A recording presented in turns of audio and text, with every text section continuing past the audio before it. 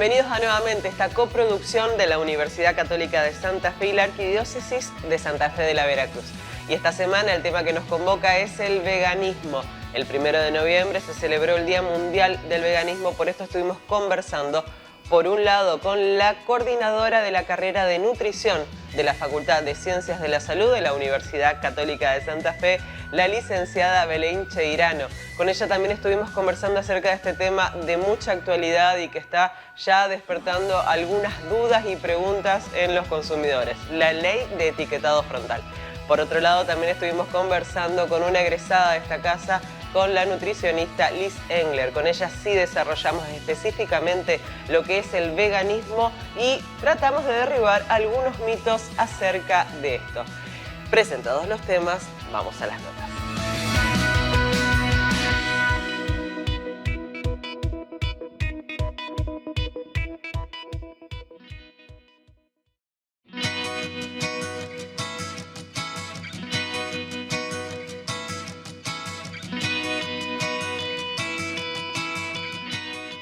Y nos acompaña Belén Cheirano, ella es licenciada en nutrición y además coordinadora de la carrera de nutrición de la universidad. Y Belén, por un tema que bueno, estábamos esperándolo hace bastante tiempo, finalmente tenemos aprobada la ley de etiquetado frontal, ¿es así? Exactamente, es una ley de promoción de la alimentación saludable que incluye también el etiquetado frontal de los alimentos, que viene un poco, era muy esperado, viene a revolucionar un poco, yo creo, también a los profesionales y a la población en general. Debemos todavía seguir luchando para que esto se lleve a cabo de la mejor manera, porque queda un camino por recorrer, queda muchísimo por aprender también, porque esto yo digo que como profesionales nos va a llevar también a seguir capacitándonos, porque va a haber tantas consultas que bueno, va a ser algo para aprender, pero que seguramente va a ser un gran cambio para la sociedad. Quizás en general pensábamos que, bueno, tiene el hexágono en negro, no lo puedo tocar. Claro, ahí es... O no lo voy a conseguir más, si tiene más de 3 hexágonos yo calculo que no lo van a vender. No, yo creo que sí, que depende mucho de la educación alimentaria y esta ley también la incluye. Por eso digo que como profesionales vamos a tener que poder estar a la altura, digamos, para poder enseñar a la gente que hay alimentos que sí, que nos va a enseñar a elegir qué alimentos vamos a querer o no consumir, pero no sé si vamos a dejar de comer chocolate como hablábamos la otra vez, claro, por más de que tenga el octágono, digamos. Me parece que es una cuestión de educación, de elección, principalmente, porque a veces estamos muy inmersos en en mucha publicidad, propaganda de comer porque nos hace bien, porque nos hace felices, inventamos nutrientes para que sean ricos o para que sea saludable, y ahora tener la posibilidad de saber realmente lo que tiene ese alimento nos va a dar opciones. No necesariamente vamos a tener que dejar de consumir ciertos alimentos, por más de que tenga o no un octágono. Creo que eso después será decisión de cada consumidor. Pero el otro día justo con un vecino me decía, voy a tener que dejar de comer mermelada porque va a parecer un octágono. Y yo digo, no, claramente hay mucho todavía por trabajar, mucho por investigar y por educar a la sociedad en saber elegir también. Y eso es lo que nos permite esto. Quizás lo más sorprendente es que preferimos no saber qué estamos comiendo con tal de que sea rico. Claro, muchas veces sucede. Pero sucede también con algunos alimentos, por ejemplo, las galletitas, que te dice que contiene avena, que contiene frutos secos, pero no te dice lo que no contiene, o lo que realmente contiene y no deberíamos comer en exceso. Entonces esto viene un poquito a aclarar el panorama y a también... como decimos de vuelta, a saber elegir. Esta ley también incluye la promoción de los alimentos, la publicidad, el patrocinio por parte de instituciones o de personas respetables, digamos, con conocimientos en cuanto a nutrición o medicina. Entonces me parece que eso va a ser también un gran cambio, que debemos acostumbrarnos todos también y bueno, creo que nos va a abrir mucho más el campo de qué alimentos, porque también va a ser esto una manera de promocionarse otros alimentos que antes no tenían. O que no los teníamos en cuenta. Exacto. Y pensaba, en algún momento nos empezaron a enseñar los nutricionistas a leer la información nutricional. Y llegamos al 2020 en el cual en 5 minutos tenemos que hacer la compra del súper y salir volando. Y digamos, cómo también viene a responder a una necesidad de los tiempos de los consumidores que ojalá y pudiéramos tomarnos el tiempo para recorrer, leer, pero quizás esto es como una ayuda también. Totalmente. Sí, aparte de ese rótulo, creo que hasta a los propios profesionales nos complica a veces leerlo. Claro. Hay una reglamentación, el Código Alimentario Argentino dice cómo tiene que ser ese rótulo, pero igualmente a veces no se termina de comprender ese porcentaje BR, de valor de referencia, es muy difícil para el consumidor poder interpretarlo. Entonces esto va a ahorrar un poco los tiempos y va a decir, bueno, tengo una patología y principalmente pensando en estas enfermedades crónicas, como son diabetes, sobrepeso, obesidad, hipertensión, poder de manera clara decir, bueno, este alimento no está dentro de lo que yo puedo consumir, principalmente en exceso, como todo. Esta ley de etiquetado frontal también seguramente tiene que ver con la aparición o de alguna manera la visibilización mayor de estos problemas que decías, de diabetes y de hipertensión. Es casi una epidemia. Es una epidemia, es la otra pandemia. La otra pandemia. También, que por ahí no parece estar dentro de la boca, digamos, de quienes deberíamos o quienes deberían poder anunciarlo, pero hay números que indican que el 71% de las muertes en el mundo son por enfermedades crónicas o de la incapacidad que generan estas patologías. Así que yo creo que un poco viene a tratar de que estas personas puedan tener otras opciones, además de los medicamentos, que son, digamos, otra de sus tratamientos, de sus terapias. Pero sí, yo creo que bien va a ayudar obviamente a estas personas que necesitan tener una claridad en cuanto a qué es lo que como, qué es lo que no como. También hay que tener en cuenta de que no porque tenga un logo, eso va a ser también otra reglamentación, va a ser un poco más caro el alimento. Así que queda un camino todavía por caminar y saber qué va a pasar. Todavía es algo medio... Hace poquito me preguntaban, ¿y cuándo vamos a empezar a ver los logos? Y no, lleva su tiempo. Va a llevar tiempo. Y porque siempre que, digamos, no es solamente un sticker que hay que pegarle, sino que realmente... No, y eso también es muy importante, no tiene que ser un sticker, tiene que ser algo que esté impreso y que venga con la etiqueta. No podemos despegarlos con facilidad, digamos, no debería a voluntad. Exacto, no debería ser así. Y Belén, hablábamos de esta pandemia silenciosa, de alguna manera, que es la diabetes y que también es la hipertensión, y de qué manera, un poco, aunque sea esta nueva ley de etiquetado, va a empezar a visibilizar también aquello que nos hace bien o no tanto. Totalmente, sí, va a ayudar a la población que tiene estas enfermedades crónicas a poder interpretar también ese rótulo que parece tan difícil, que a veces está tan chiquitito y que no se llega a leer. Entonces es muy importante para la persona poder decidir, volvemos un poquito a lo mismo, y que sea de manera clara.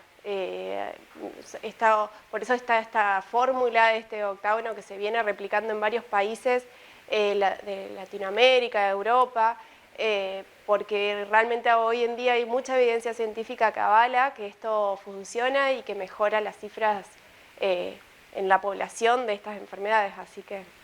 Nos decías que parte de la ley es este etiquetado, pero también la promoción. Exacto, sí.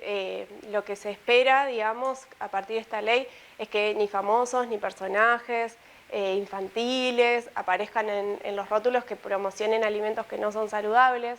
que estos alimentos que tengan un octágono no estén en las instituciones educativas, que no se promocionen tampoco en la comunidad infantil. Así que creo que la verdad que va a ser un gran avance hacia lo que todos queremos, que es una población mucho más sana, que tenga poder de decisión a la hora de consumir. Después, como vuelvo a decir, cada uno a través de su educación y de su elección elegirá o no consumir.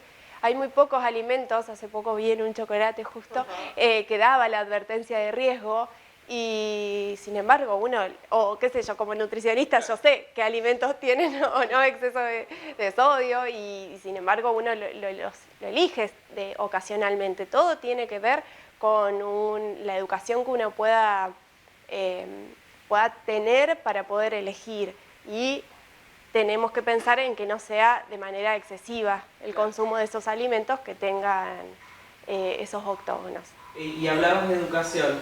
¿La ley prevé algún estadio de formación para todo lo que es la población, justamente en la alimentación saludable? Lo que dice la ley es que en los establecimientos educativos se va a educar en cuanto a la alimentación, pero no en la población en general.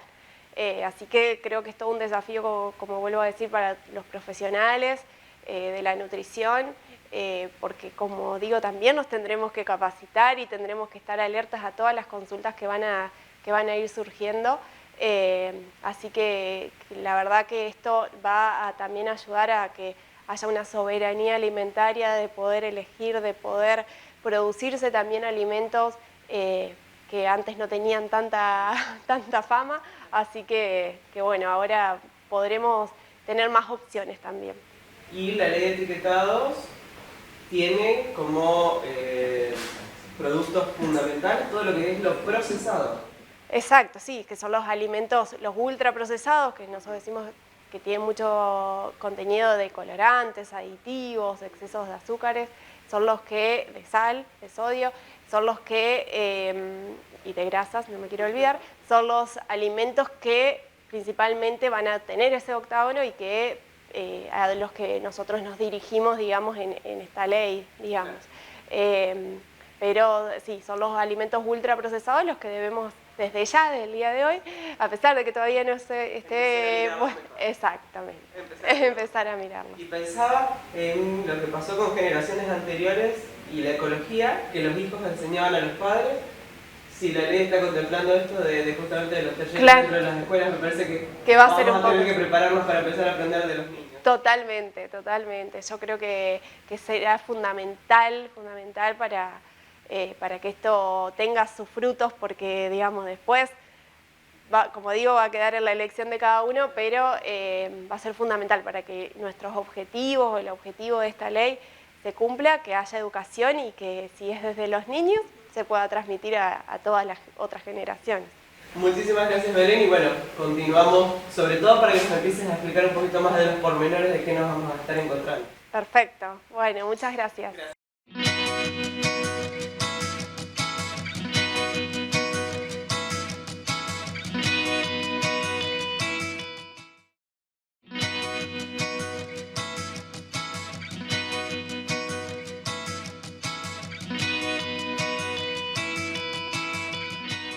Y el 1 de noviembre se celebró el Día del Veganismo, por eso le invitamos a Liz Engler. Ella es egresada de la carrera de nutrición aquí de la Universidad Católica de Santa Fe. Liz, ¿cómo estás? Bien. ¿Qué significa ser vegano? Bien, ser vegano es algo que yo lo distingo siempre porque es mucho más que qué es lo que comes. Entonces, ser vegano es justamente tener una ética o una filosofía de vida que va en contra de todo lo que es el maltrato animal. Es decir, es mucho más allá de no comer animales o no comer derivados de animales. Va en contra del maltrato animal desde los productos de cosmética hasta lo que usamos en la ropa, hasta cualquier ingrediente o cualquier cosa que se pueda usar en cualquier tipo de producto. Incluso, por ejemplo, en los cueros, por ejemplo, en las tinturas, a veces uno no se lo imagina, pero se explotan animales y se usan productos animales y derivados de animales para todo tipo de cosas en la vida. Pensaba en lo que estuvimos conversando hace un tiempo con Belén Cheirano de la ley de etiquetado y de saber cómo está hecho o de qué está hecho cada uno de los alimentos. Qué difícil saber de qué está hecho todo lo que nos rodea en nuestro entorno. Es así, para los veganos aún más difícil porque no está especificado exactamente como uno lo conoce en la alimentación. Es decir, un vegano, por ejemplo, desde la alimentación no consume miel, no consume leche, no consume ningún tipo de lácteos, no consume huevo, pero en el rótulo no siempre lo vas a ver como, por ejemplo, leche. Lo vas a ver como caseína, proteína de tal cosa, un aditivo que tenga cierto derivado del huevo. Entonces los veganos se tienen que prácticamente estudiar todos los derivados y los denominados químicos de todos los aditivos y todos los conservantes alimentarios que hay en todos los alimentos, en todos los productos. Claro. Entonces, si bien salió la ley de etiquetado frontal, lo cual está buenísimo, este tipo de población no se contempla. Claro. Sí, por ejemplo, la ANMAT hace poco incorporó un documento de consulta donde cualquier asociación vegana o cualquier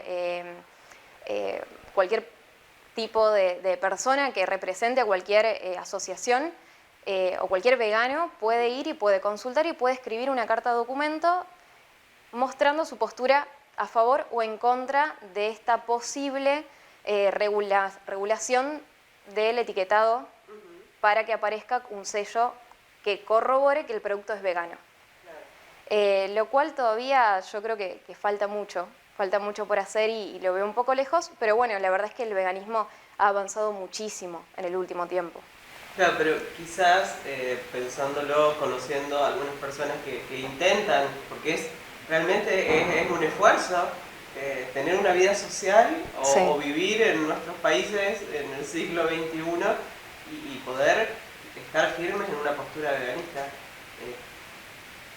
Lo menos complicado quizás sea la alimentación, pero Sí. todo lo demás que tenemos en el mercado es muy complicado poder hacerlo. Y más allá del mercado y los productos y lo que uno hace en su vida personal es el prejuicio social. Entonces, lo cual no es poca cosa porque una persona vegana, digamos, cuando toma la decisión de ser vegana, necesita del apoyo de su familia, del apoyo de su grupo de amigos, incluso, por ejemplo, vine a la cantina antes de venir para acá y pedí un café y le pregunté si tenían leche vegetal, y me dijeron que no, solamente leche animal. Entonces es como un apoyo que va mucho más allá de lo que uno toma como cualquier decisión en la vida. O sea, necesita obviamente de políticas públicas que vayan mucho más allá de mi propia decisión. Es decir, necesita de un contexto que apoye esa postura. Siempre y cuando sea, ¿no es cierto?, para el bienestar social. Y lo pensaba con este planteo del desarrollo ecológico integral y pensando en esto de la interconexión que tenemos con los animales, con las plantas y de que de alguna manera vamos cambiando nuestra manera de pensar acerca de justamente de la producción de alimentos, del consumo de diferentes productos. Y quizás el desafío es intentar continuar por ese camino, ¿no? Quizás sí, pero aún así en un principio el veganismo se centraba mucho en lo que es la explotación animal, ¿no es cierto? Entonces había ciertas corrientes veganas que no incluían todo lo medioambiental en sí. Y hoy ya se sabe y ya se integra todo, es decir, todos los problemas ecológicos y medioambientales como un todo. ¿Por qué? Porque el consumo de carnes no solo va contra la explotación animal, sino que va por algo medioambiental y por algo de la salud también. Es decir, a medida que surge esta corriente, salen estudios científicos, salen posturas clínicas, es decir, por ejemplo, hace muy poco salió, digamos, en realidad se conformó lo que se llama alimentación a base de plantas, es en lo que yo sí, digamos, me especialicé, como para llevar, digamos, esto del veganismo, el no consumo de productos animales, de origen animal, pero como a un nivel mayor para lo que es la salud humana. Es decir, ¿por qué? Porque hay ciertos productos que pueden ser altos en azúcares y altos en sodio y ser veganos. Es decir, una alimentación vegana no siempre va a ser sana. Es decir, a veces uno piensa en el veganismo y piensa en un estereotipo corporal incluso. lo cual ha pasado, por ejemplo, de muchas personas que dicen cómo puedes ser vegano y ser gordo, por decirlo así, lo cual es una connotación muy negativa. Te pasas comiendo lechuga. Claro, Sí, lo único que podés comer. tal cual. Entonces, digamos, sí, por eso surge la alimentación a base de plantas, para llevar esto en lo que es la salud humana a otro nivel, lo cual está buenísimo y tiene miles de beneficios, que es amigable con los animales, amigables con el planeta y amigables con nosotros mismos. Lo cual no es menor, porque digamos, la naturaleza y el mundo es uno solo. Más allá de estas complicaciones que vemos, hay muchos mitos también. Recuerdo mi madre diciendo, solamente lechugas se va a caer redonda. ¿Sí? Y la falta de nutrientes y con qué van a reemplazar y de qué manera. Y si el hombre tiene muelas es porque es para comer carne. Es así. Bien, sí, como yo te decía, el prejuicio social. Y la alimentación, nosotros sabemos que no es simplemente elegir lo que yo como, esa es la connotación. Perdón, la alimentación te da hasta un sentido de pertenencia a un lugar. Entonces, sí, es verdad que hay muchos mitos, es como que apuntamos mucho con los prejuicios hacia lo que le falta a la alimentación vegana, pero cualquier tipo de alimentación tiene sus carencias y sus problemas. Yo, es decir, no conozco cuál es el porcentaje dentro de toda la población con diabetes o con obesidad o con hipertensión que es vegana. Debe ser muy poca. Entonces, sí, es verdad que hay un montón de mitos y sí es verdad que la alimentación vegana tiene sus riesgos, como todo tipo de alimentación. Uno de esos riesgos es principalmente la deficiencia de vitamina B12. La vitamina B12 principalmente se obtiene de los productos animales y principalmente de las carnes. Lo cual antes, por ejemplo, la vitamina es producida por una bacteria en el suelo, los animales se comen esa bacteria, en su intestino, en su colon, ¿no es cierto? Esa bacteria se reproduce y demás, y después nosotros como humanos la comemos. Y tenemos vitamina B12. ¿Cuál es la situación por la que atravesamos hoy? ¿Cuál es el contexto? Que los animales ya no pastorean libremente. Entonces son suplementados también. Por eso siempre recalcar que una alimentación vegana, vegetariana, que no consuma, o gente incluso sin rotularse como vegano, como vegetariana, que consuma muy poca carne, tiene que estar suplementada con vitamina B12. Lo cual, lo vuelvo a repetir, no significa que sea una alimentación carente. Significa que justamente hay toda una problemática, digamos, un contexto fuera y detrás de esto, que tiene que ver con lo medioambiental, por lo cual llevamos a ciertas deficiencias de nutrientes. Los alimentos ya no son los mismos de antes. Podemos saberlo con el gusto del tomate. El tomate sí. Últimamente es plástico. Conscientes, informados, atentos. Sí. Hay otros, volviendo al tema de los mitos, Sí. Hay muchos mitos como por ejemplo que pueden faltar proteínas. Está súper comprobado que la proteína vegetal es completa, no es deficiente. Cuando uno cubre todas las calorías de la alimentación puede cubrir tranquilamente las proteínas. Si no, las personas veganas serían como unos fantasmas andando, pero son personas vivas, ¿no es cierto? No son desnutridas. Pálida, nena, come un poquito de carne. Sí, y incluso los últimos estudios y estudios con poblaciones muy grandes, con evidencia científica muy fuerte, relacionan a la carne animal, principalmente carnes rojas y procesadas, con diabetes, con hipertensión, con cáncer de colon, cáncer de mamas. Entonces yo a lo que voy es, si la evidencia está como en la parte, digamos, médica y clínica, ¿por qué no lo vemos? Porque, digamos, el veganismo justamente, como te digo, tiene sus prejuicios por detrás.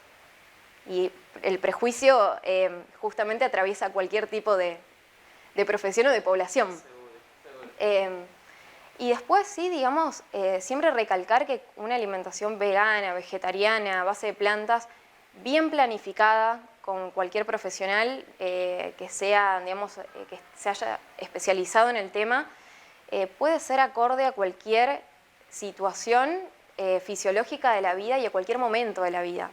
Desde la alimentación en el embarazo, en la lactancia, en la infancia, pero siempre y cuando sea bien planificada y bien suplementada. Así que si tomamos la decisión del veganismo, sobre todo consultar a profesionales Sí. para justamente que sea un cuidado que estamos haciendo también de nosotros mismos. Tal cual, tal cual. Pero, como te digo, cualquier alimentación tiene sus riesgos. Entonces, en realidad, aprender a comer, yo lo que pienso es como aprender a andar en bici cuando no sabes. Digamos, todos deberíamos aprender a comer, sea cual sea el patrón de alimentación que sigamos. Así que, bueno, también buenísimo lo que salió, lo que hablaba Belén de la ley de etiquetado frontal, es un golazo. Para los veganos también incluso, porque como te digo, alimentos altos en sodio y altos en azúcares son veganos.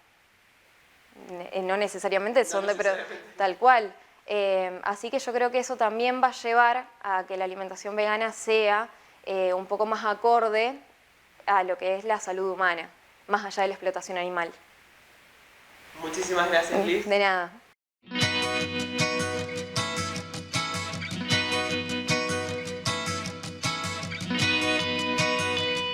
Y esto ha sido todo por esta semana. Muchísimas gracias por acompañarnos. Gracias, Andrea de Alfalfa, aquí en el barrio de Guadalupe, Espora 660. Si quieren volver a ver esta producción, pueden hacerlo en nuestro canal de YouTube UCSF TV. Muchísimas gracias. Buena semana.